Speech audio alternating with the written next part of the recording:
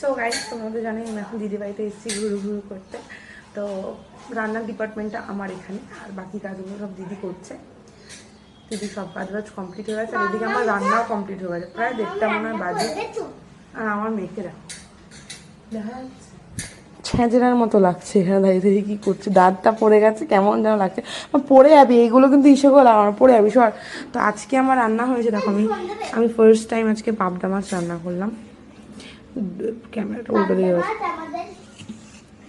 এই যে কি কি।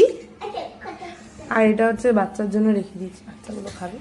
আর ভেন্ডি ভাজা, এটা কালকের বাসি ভাত, আর কালকের ওই 5 মিশালি সবজি আর ওই বাটাটা। আর করেছি এই যে ডাটা দিয়ে ডাল, টমেটো দিয়ে, সব কমপ্লিট। যে কাজ বাজও কমপ্লিট। আর পাশের থেকে একটা সিঁদুর টকা আম দিয়েছে, দেখো। সিঁদুর পাকা না, সিঁদুর টকা। এটাকে সিঁদুর টকা আম বলে। এবার কেটে খেয়ে দেবো এটাকে কেমন খেতে লাগে। সিঁদুর টকা আম বাচ্চাবেলায় একবার খেয়েছিলাম ছোটোবেলায়, কিন্তু তারপর আর খাওয়া হয়নি। তো যাই হোক, পরে আবার দেখা হচ্ছে অন্য কোনো ভিডিওর সঙ্গে।